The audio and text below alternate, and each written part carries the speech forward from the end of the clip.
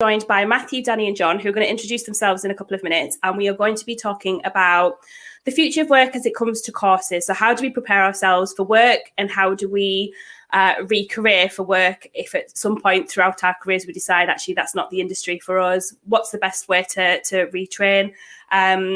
So I'm going to go around you guys. We'll start with Matthew, then we'll go to John, then we'll go to Danny. And if you can give us all a little bit of an intro and background to who you are and your experience of education, that would be awesome.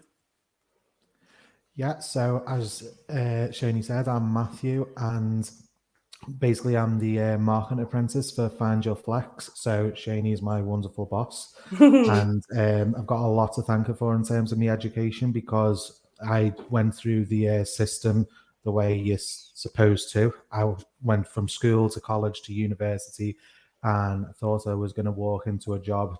Didn't happen like that. So I ended up going through internships, and now I'm doing the apprenticeship for Find Your Flex, and I finally feel like I'm getting somewhere. So it's been a long journey, but that's where my background is so far, and I'm enjoying where I am right now. So hi, everyone. Thanks, Matthew. John? Yeah, hi. So I feel like the old dog here. So I'm John Adams. I'm a dad of two. And some years ago, actually, when I couldn't get flexibility in my workplace, I actually gave up full-time work, became a stay-at-home dad for a while, and started blogging about it, and accidentally launched another career as a content creator. So I write about fatherhood, parenting, life, and so on. But of course, much more importantly than that, I'm a regular contributor to Find Your Flex's Daddy Jobs website. So my educational background. Atypical is what I'd call it. I totally screwed up GCSEs first time around. Ended up going to an adult education college to do more, which I passed with flying colours, actually. I then did A-levels, which I scraped through. I then took a year out that turned into 4 before going and doing a higher national diploma in journalism and the media. I didn't do a degree because I felt I was just that little bit older and I wanted to get into the workplace. And actually, the higher national diploma has it served me supremely well. In fact, I've recently been asked to speak about this by the Department for Education, who are trying to highlight technical qualifications, which I'm sure we're going to talk about more. Indeed. And yes, I've got a lot to say about re-education as you get older, because actually I've just resat Maths GCSE. As well. I just sat that again in my 40s, just because I wanted to, really. And on my 4th attempt, I actually passed it. But, you know, well at least done. I stuck with it. Well done, John. Well done. Danny, do you want to give us a little bit of a background to you and why you're here? Yeah, well, firstly, nice to meet you all. My name's Danny Heath. I'm the founder of Your Game Plan, which is an online e-learning platform for students between 14 and 18, colleges and charities and schools in the UK. My background is pretty straightforward. I failed every GCSE I tried to sit and then didn't do any further education after that. There's reasons why. I was actually predicted to do very well. I've got an idea of the reasons why, but I think largely what I took from my experience in education was that you know, the system, in my opinion, is broken. It still is. We don't have routes out to careers. We don't have routes out to advice around anything other than passing exams. And I feel quite strongly around, and there being a need to change that. And, you know, I think obviously we'll discuss it all further, but when we look at the campaigns around getting more young people into apprenticeships and into traineeships, the education system isn't matching that kind of strategy. So it's really interesting how the government are running out kind of different strategies without too much cohesion in terms of the education system. So I think there's a lot to talk about here. And I think the main thing is that, you know, if we're going to have businesses and organisations and governmental policies around getting more young people directly into work, then the education system has to at least somewhere sing that same song, because otherwise it's so confusing for young people. They're not getting the skills they need, and they feel like they're just going to be falling in the middle of a gap So Yeah. yeah, lots to talk about, but thank you for inviting me on. It's lovely to meet you. No problem at all. Because just sort of moving on from what you were saying there, Danny, for us and what we're seeing, we're doing a lot of work at the minute about how do we become societal change makers, and part and parcel of that for me is how do we sync up business with education? How do we get businesses informing the education department and schools on what skills our kids are going to need to actually access work?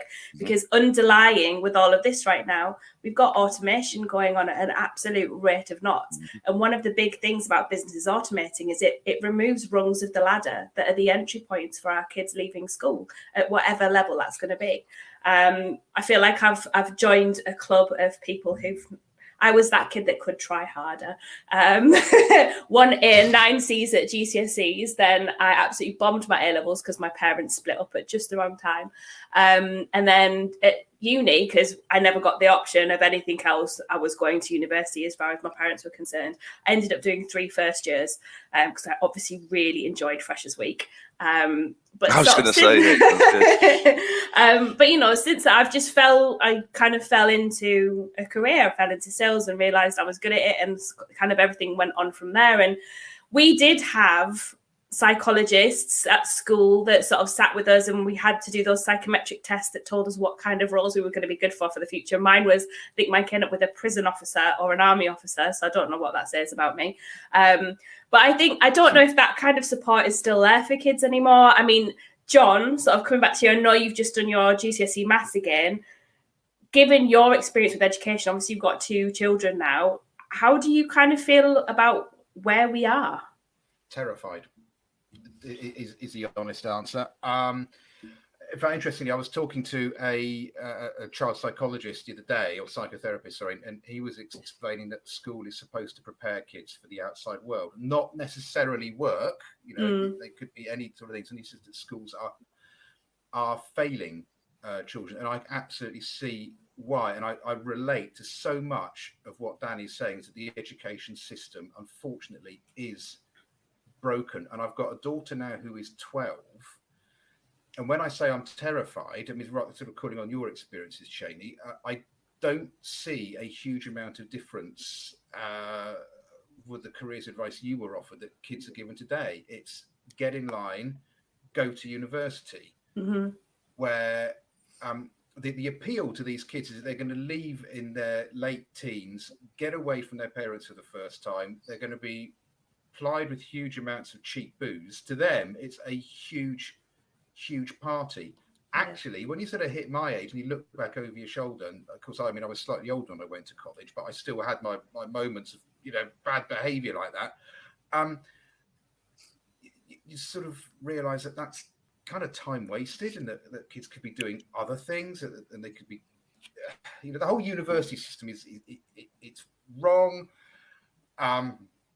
As far as I'm concerned, it's just a huge debt creation edifice, and the universities are in such a powerful position. You try applying for any job. I can tell you, I'm not going to tell you now. I'll wait till later in the conversation about something that happened to me over the past few days. But you try applying for the most entry-level job, and they're generally requiring degrees. So we've got into this position whereby the universities are actually in control of entry-level jobs. Yeah. And you can't get an entry-level job until you're 60k in debt at the age of 21, where you've basically spent 3 years partying. Yeah. It's utterly daft. We need to get away from that. We need to break down the snobbery of technical and vocational tertiary education. Yeah. I could go on. I'll stop there. I've gone on for long enough. Let someone else say something. I mean, Danny, you've built your business around this kind of area, and the fact that schools aren't, and I don't put it down to the schools either. I think government have obviously got a lot to answer for in terms of what we are teaching our children. But Danny, can you explain a little bit about why you've launched your business and what your business actually does in terms of supporting this area? Yeah, well, and firstly, I mean, John, I agree with everything you just said, but I I disagree with a fact you made, and I actually, you're right in how you said it, but it's just mad how the system is built. I think you said that schools have a responsibility to prepare kids for their future life, which is obviously common sense, and I agree that is. But actually, that's not what they're there for. Their job is to get kids to pass exams. All of their targeting and measurements are exam results. So I don't know if you're right or wrong with that statement, because it feels so logical that it should be the truth. But if all that they are being rewarded or punished on is exam results, how can it be? By definition, what they're being judged on doesn't do that job. And we only have to look at the way that schools are budgeted. They get more money if they send more kids to university. We're very lucky at Your Game Plan. We have quite a lot of teachers that work for us, or either part-time or ex-teachers. And I asked them all this week, actually, this question: if you had a student who was trending to get, and I'm going to use old-timey language because it's easier for me to remember, that were trending to get E's and F's as a student, and your last 6 months with them, would your priority be to get them up from an E to a D, which realistically makes no difference for their future, or would it be to help them focus on apprenticeship opportunities, life skills? And the teacher said we would be told by the school that the focus goes to the grade. So what you're having there is this system where there's just not support, and I think that's further developed. And the reason we launched Your Game Plan, within the UK school system, 45% of schools have £0 in their budget for careers advice. 75% don't think they have enough to do their job properly. And this has come from a survey by the Careers and Enterprise Company, surveying 1,000 careers leaders. The average amount of money spent per year per student on careers in the UK is £1.09. Right? There's just nothing there. So we launched Your Game Plan because we feel strongly that employability and soft skills is paramount to any young person coming out of education, particularly if you're not going to university, because you're going to interviews completely blind. The reason I launched the business is when I left school and didn't have any grades, really there was no advice, there was no help. And I remember kind of saying to my mum at the time, I was like, well, what do I do? And she went, just go and interview for jobs. Just try and find something. And I interviewed for 8 different jobs in media sales in London, the old publishing powerhouses, Centaur, Haymarket, Incisive Media, those guys. And 8 of them said no. And realistically, the reason was the same. It was, you're a bright kid, you're obviously quite smart, but you have no educational kind of background or degree, and you have no idea about the industry that you're applying for. And I'm like, well, of course I don't, because no one's taught me any of this. So what I kind of come back to was, what we have to do is allow students and young people to have the knowledge to understand what industries are out there, give them the skill set so they can go and start working in them. Because we still live in this world where we expect young people to apply for jobs they don't understand. You have Deloitte and PwC and EY, for example, advertising all of these school leaver roles to 16-year-olds. I still get confused when I go to EY's website and try and figure out what they do now, let alone if you're a 16-year-old. But we need to translate way more. So it's just about that. It's about the translation and the skills, because soft skills should be something that are taught, in my opinion, as an absolute banker in the curriculum. I guess job descriptions could help on that front as well. We've been doing loads of work with employers about removing all the crud that you get in job descriptions. Actually, let's just look at the functionality of that role and put that in there, because at least then, for me, it's not so much about the journey, it's about the end point, what people can deliver for employers. And I think for kids leaving school, college or university or an apprenticeship, they're not gonna know you waffle and jargon, are they? They're gonna know what they can actually do right now, and that's what they're gonna apply for. Matthew, sort of coming to you and your experience, you obviously got yourself in a lot of debt, I imagine, going through the whole traditional process of schooling. What do you think was your barrier to getting into the workplace once you'd received your degree? Well, to be honest, it's actually the simplest part of what you're geared to believe, is that university is the way to get a good career. And I found that, just to touch on something John said about obviously it being one big party, there are obviously some students that, and I was one of them, who aren't big into the party scene and do just get their heads down and work and to try to get the best degree possible. And I was kind of living in the pink clouds of, if I get my head down in uni and get the best degree possible, it's not going to be a case of walking into the career you want, but it's definitely going to make employers stop and think, okay, that they've done really well in the degree, so they must be worth the salt in what they're trying to going to be doing as an employee. But I found very quickly that degrees mean so much less to employers now than what I was led to believe. Like, degrees are so widespread now that employers aren't as interested in like that side of it. That's just a given. Like, to do this job, you need the degree anyway. It's what else do you have? And the thing that kept the barrier that I kept coming up against was every job I applied for wanted experience, whether it was a year, 2 years, all of that. And it was like, well, okay, so I've got my degree, which I've, as you said, got into debt over. And I do use this word like consciously, wasted.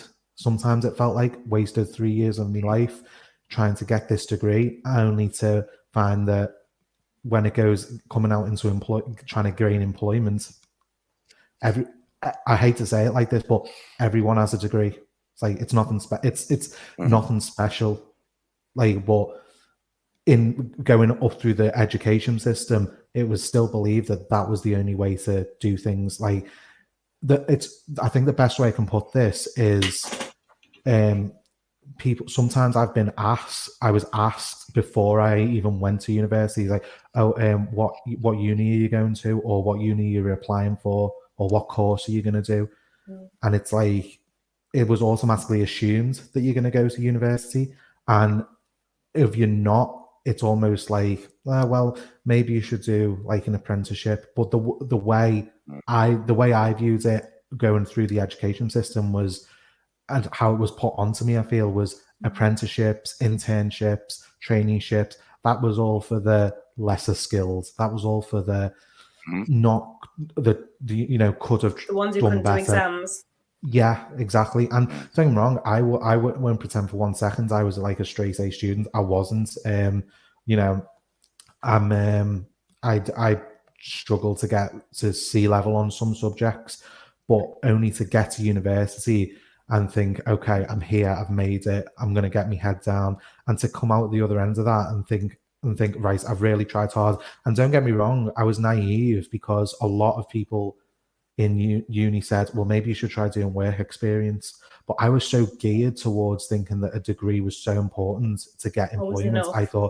I thought, no, I'm going to not divide my focus. I'm going to focus on getting the best grades I possibly can in uni. And that should, I would hope, speak to employers. And it's just, that's not the case. It's like all things, isn't it? It's balance, isn't it? Like anything you need. I mean, I think when university was about in my day, we're talking, 21 years ago now, I think we're talking, most people did sandwich courses, and I don't even know if they exist anymore. Like, you did 4 years and your third year was a year out work experience. But I don't know if that sort of ended because of the amount of people that went and did that work experience, but actually the employers paid them too much for them to go back and actually finish off and their degree. So I don't know if, again, that affected uni numbers. So they just put a kibosh on those kind of courses. I mean, for me now, as a mum, I've got 3 young children. I'm kind of thinking, well, if my children aren't academically inclined, well, not if they're not academically inclined, because they are, if they're not wanting to do a job that actually genuinely requires a degree, so like wanting to be a doctor or a scientist or an engineer or something like that, I really am going to push them towards apprenticeships and training schemes that are more practical, because in my experience, I just look at my team, like my head of marketing was a midwife. She reskilled, she didn't go back to university. She's done a number of online e-learning courses and got the skills she needed to re-career into marketing. And I think, Danny, sort of coming to you, is this kind of what's happening now with the conversations changing in schools? Because, me as a parent, I'm telling that to my children. Are schools telling that, or does it just come down to funding so that they don't even bother getting involved in those conversations? I guess it's interesting. And actually, Matthew, when you were talking, it really kind of, when you're talking about your grades and the effort you had to go to get yourself into university, like what we've spoken about a lot so far hasn't included the idea of choice, right? Mm-hmm. Everything we've spoken about is, you can go to university, and if you can, this happens, or X, Y, and Z. But there's so many young people that don't have that option, whether it's because of their academic, nous, or because of their financial situation or their family situation. There's so many reasons they can't. And I think what we've done is we've built a societal rhetoric, which we tell 7-year-olds when they're old enough to understand the concept in school: do well at school and go to university, or you're failed. That is the path. That is the pathway. And I think that it might be loosening, but at least, I'm 33. So when I was in school, it was certainly still there, and that's not that long ago. So what we've kind of done here is built this issue where if you can't go to university, and not by choice, then you're felt like a failure from 7 years old. So then when you are advised or advertised to about these apprenticeships or traineeships, like even if they're for good businesses in professional environments, you still don't really feel like you're good enough to do them, because that's what you've been told. And what you're talking about, retraining and reskilling, like the whole system really from top to bottom is in trouble, because the issue we have around educating students about different careers in school isn't really about the students, the teachers, or the system. It's about the lack of knowledge. And the example I use quite often is fintech. Fintech will define our global economy for the next 2 decades. You talk about automation, talk about technological advances. All of these things can kind of be, I think, grouped into fintech as an example. I once said to someone, if I lined up 1,000 16 to 18-year-olds and asked them to explain fintech, considering it will dominate our global economy over the next 2 decades, it would be petrifying, because no one would know the answer to what I'm asking. And the person on the other end of the conversation said, Dan, that's not the scary thing. The scary thing is if I lined up 1,000 careers leaders in schools and asked them to explain fintech to me, they wouldn't be able to do it either. So there's a real problem around the teachers and the knowledge, and it's not the fault of the teachers, it's the fact that they are often just given this as a secondary responsibility. So I think, to answer your question, like, the reason schools are still scared of careers advice is because they don't know how to do it very well. So they default back into this traditional uni, because until we fund careers leaders and careers departments, how can we expect them to know what we know about our industries? And that's what we're kind of asking here. Because if you're a student and you say to a teacher, explain to me about working for a gaming company, or explain to me about working as an engineer, they don't have any experience, which is, again, a big part of why we're working with businesses to build our training courses for kids, which explain what these careers do. But, at the end of the day, with no budget and no life lived experience, it's scary to expect schools and to be able to deliver this information. And that's not going to change, is it? I mean, we've just lived through 2 years of a pandemic. There is no money, according to the government. They're doing their best now to try and find more money to sort out social care. So education isn't going to be as well funded as we can. So at that point, does it then become businesses' responsibility to ensure that kids and people get the education that they need? Can they share business leaders from their businesses to go in and do sessions or afternoon clubs and things like that? I mean, we know there's certain companies that do that already. Should there be tax breaks for businesses who actually give back to the education system? There's other ways of doing things if the government would only listen, right? Yeah, I feel really strongly about this. And so our platform is completely free to every school and college in the UK. And we've signed up like 1,000, just under 1,000 in the first 12 months. And we have about 50 courses on there. Most are soft skill and employability, but the commercial aspect of our business is creating introduction to industry courses, which is like sponsored by people like Sky, ACCA, and they kind of explain their industry. And the word you used, which I got really excited about, was tax, because I actually think the employers should be paying a tax somewhere, because what I find fascinating is who benefits from the UK having a more developed career young workforce. It's the organisations, it's the businesses. So if they're the ones that benefit from it, they're the ones that, in my opinion, should be funding it. And we kind of do that on a very small scale by having them fund our introduction to industry courses. But I certainly think that's a route that we should be discussing, that, the apprenticeship levy has come in, which I think is doing that to a point. It's been horribly executed. It doesn't work as a concept for young people. But I think at least we're kind of moving into that direction. It's just a shame that, that direction has been so poorly executed. But I think that's where the government will go in. And I think it's something that I think is the right move. Obviously, we should just fund education better. But I mean, that's just, that would be nice, wouldn't it? We're not living in that world. We're not living in that world, are we? No, not right now. So, John, you've been doing a lot of work with DOV of late. Do you want to have a little chat about kind of what you're doing there and kind of what their thoughts are around where we currently stand? Well, it sort of follows on quite nicely from what Danny was just saying there, is that the DFE is trying to raise the profile of other educational options, be they T levels, be they apprenticeships. which I personally fully support, because I'm sort of hoping in the years to come, T-levels will become a more viable option for those youngsters who aren't academically minded. And can we just explain for the parents out there like me who have no clue what a T-level is? Absolutely, yes, of course. Sorry, I'm sort of embedded in this world. So do stop me if I go on about something that nobody knows about. So T-levels, they were introduced last year. Really bad timing with the pandemic, because the announcement of their arrival was just swamped by news about COVID. Basically, you can take them at the age of 16, immediately after GCSEs.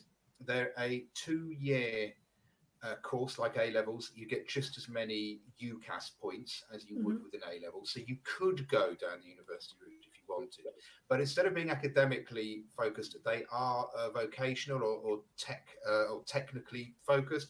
So they can be focused on it can be something like games design, it can be tech focused, it can be social media, it can be hairdressing, it can be childminding, it could be anything like that. You can go on into further study should you wish, and it is just another option. And I think something that's very important about this conversation, and it probably follows on from something Matthew said actually without actually spelling it out, is whether you're academically minded or not is no indication of your intelligence. Absolutely not. No indication at all. And this is where I think that the DfE is working to break down that snobbery, because I think that I've got my opinions on various aspects of what this government's doing in various sectors. Very few of them positive, but I think this is actually one area where the government is attempting to actually make a difference. Whether it's actually throwing enough money at it or not, I really wouldn't like to say, or I shouldn't say throwing money, should I? Whether it's investing the right amounts of money properly, I don't know. But I mean, T-levels, as I say, they were launched last year and they are being rolled out. So more subjects are coming online over the next 2 or 3 years. And I think the eventual aim is to have about 250 subjects or something that you can study. So they're going to be as broad as A-levels. It's not without its controversies, because where you have a BTEC and a T-level, the government has announced that they're going to stop funding the BTEC because they want people to go down the T-level route. On top of that, you have also got your apprenticeships as well, which personally I'm thinking that the higher level apprenticeships, they sound like a superb option to me, to any youngster. I think the study is, I think it's 6 years, so you do about 4 days work with an employer, 1 day at college. You'd be paid. There's no debt to you as an individual. And the higher level apprenticeships, you actually leave with a degree at the end of it. And I think those to employers are becoming more and more important and useful, aren't they? They are, and actually I hear more and more parents say that their kids are doing apprenticeships, but I do feel there is actually, we've spoken a lot about how schools have a responsibility here, but I'd actually have a message to parents, in that government policy for 25 years is to get 50% of people through the university system. The government has now dropped that policy just in the past few months. But what we've got 25 years worth of parents basically are now having their own kids. Almost 50% of them went to university. Parents can have tunnel vision and think, my child's got to go to university. Yeah. Actually, mums and dads, your kid doesn't have to go to university. It may not be the right thing for them. There are other options. You should explore them. And that's exactly what the DfE, Department for Education, got me involved with. It's a campaign called Options and Choices, and they've gone out and asked various people to actually talk about their experiences of doing vocational qualifications, which is what I've done. But I was actually also asked to stress this point to the parents. That But businesses need to be doing that as well, though, don't they? Really, businesses need to say, look, the entry requirement for us isn't a degree. We value experience, we value apprenticeships, we value other entry points, and businesses have got to get better at educating children, parents, and whoever else wants to listen that actually that there are other routes in. They do. But do you know where I would have sympathy? Sorry, just really quickly, John, where I'd have sympathy for employers here is how little access they're sometimes given by schools who are still so keen to only bring in the universities and not employers. It's a lot harder for an employer to go and speak to a school, to students than it is a university. So I just wanted to raise that, because you're absolutely right, but we have to give them the platform.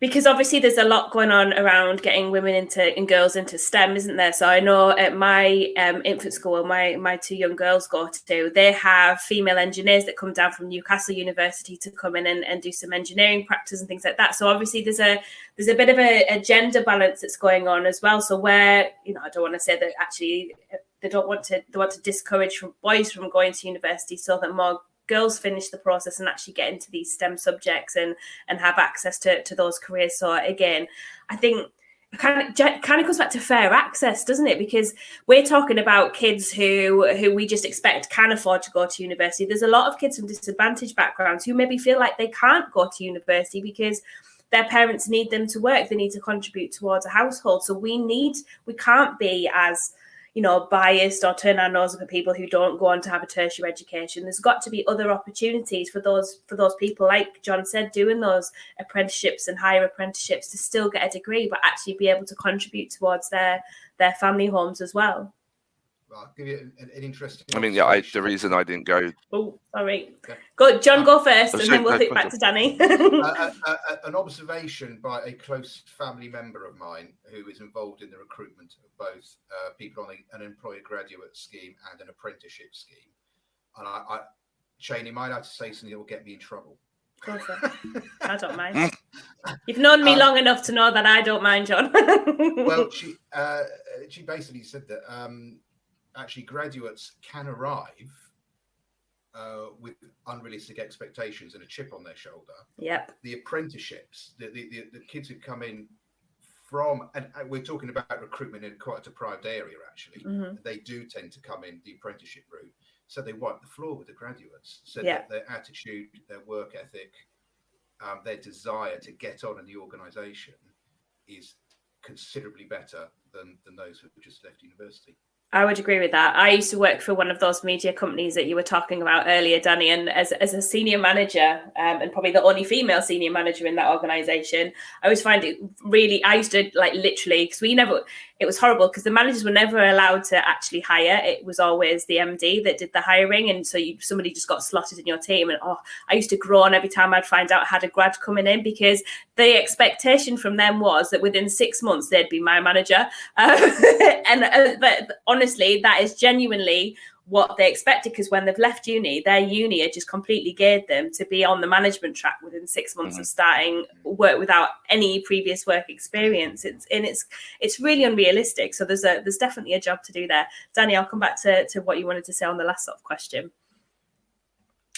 No, it was just what you're saying about access. The reason I didn't go to university, and even though I failed my exams, the school were very much, you can still come to sixth form. But we were in a single parent household with, two young siblings. It wasn't viable, and certainly I didn't feel like I had the right to do that and go away and disappear for 3 years. And I do think that's what we miss. Like, we don't look at this as in so many cases a non-option thing. We just sit there and go, well, you can go to uni if you want, because the perception is you can just get a student loan and you can go and you can disappear and you can come back. And the issue is it's the unconscious bias from people who are in managerial positions who have also been to university. Like we've sat here and kind of said, well, and I agree to a point that people who come in through the apprenticeship route will sometimes work harder than the graduates.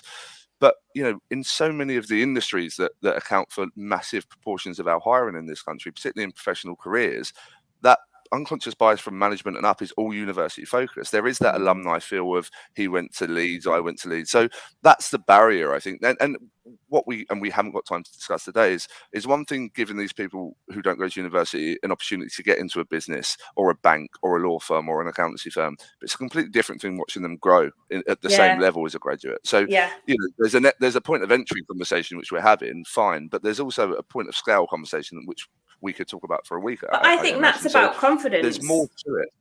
I think that's more about the person and the confidence that they get given in their roles. I mean, other than GCSEs, really, I've bombed everything else. Yeah, I still got to a very senior level before I decided to leave, you know, a 6-figure salary and set up my own business and now pay myself next to nothing.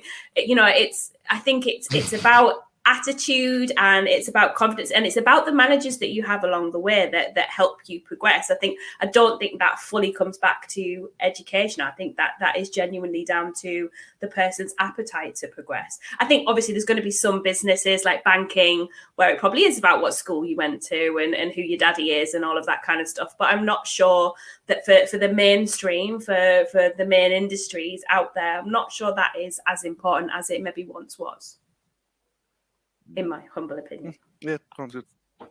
Yeah. I guess it's the same argument you have around gender and ethnicity as well. It's unconscious bias from managers can stop you. It shouldn't. And I think, you know, you're right. There's, unfortunately, I think expectations to power through a bit more than those from a more privileged background, I guess.